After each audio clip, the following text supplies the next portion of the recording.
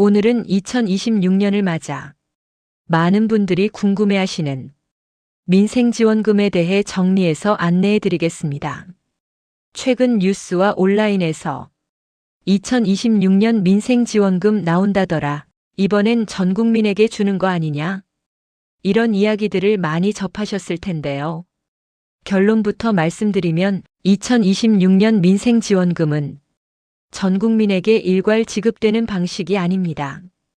이번 민생지원금의 가장 큰 특징은 중앙정부가 일괄 지급하는 돈이 아니라 각 지방자치단체가 자체적으로 결정해 지급하는 지원금이라는 점입니다.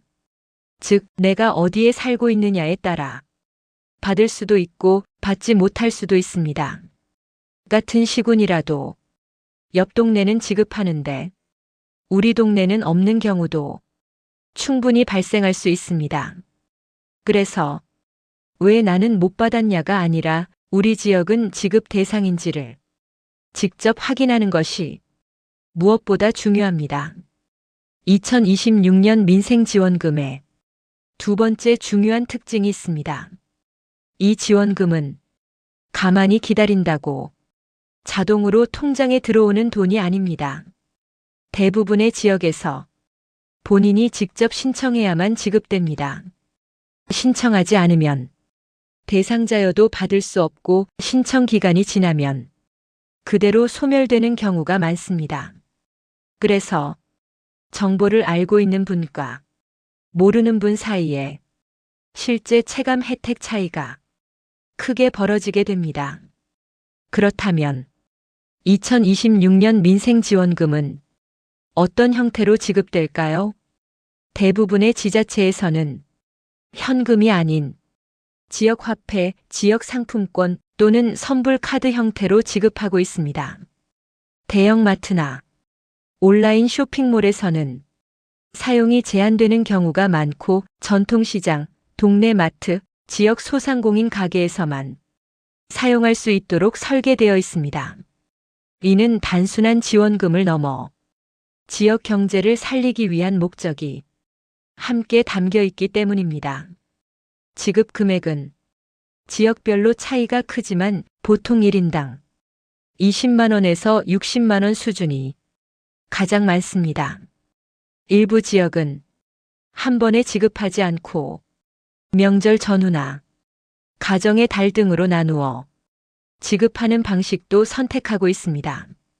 2026년 민생지원금을 받을 수 있는 기준에서 가장 중요한 요소는 소득이나 재산보다 주민등록 기준일입니다. 특정 기준일에 해당 지역의 주소가 등록되어 있어야 지급 대상이 되는 경우가 대부분입니다.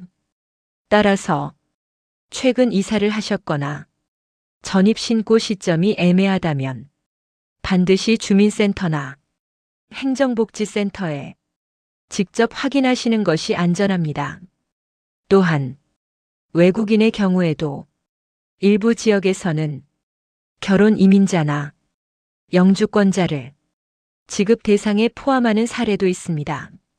이 역시 지역별로 기준이 다르기 때문에 확인이 꼭 필요합니다.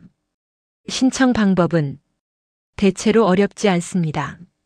주민센터나 행정복지센터를 직접 방문해 신청하는 방식이 가장 일반적이며 일부 지역은 온라인 신청을 병행하기도 합니다.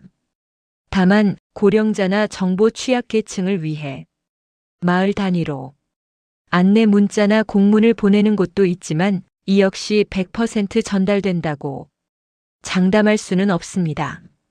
그래서 스스로 확인하고 직접 신청하는 것이 가장 확실한 방법입니다.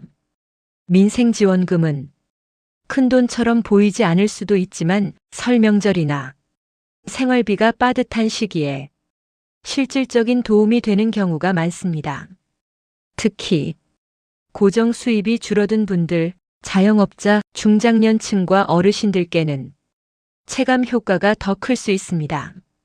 하지만 이런 지원금은 신청하지 않으면 아무 일도 없었던 것처럼 조용히 사라집니다.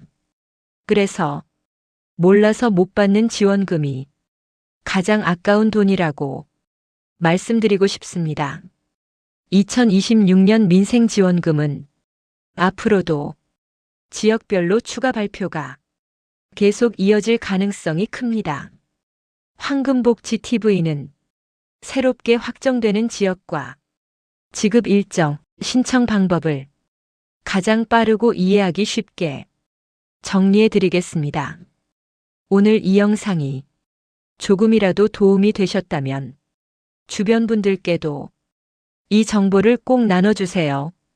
이 글을 듣고 계신 모든 분들의 하루가 조금 더 든든해지고 조금 더 따뜻해지길 바랍니다. 시청해 주셔서 감사합니다.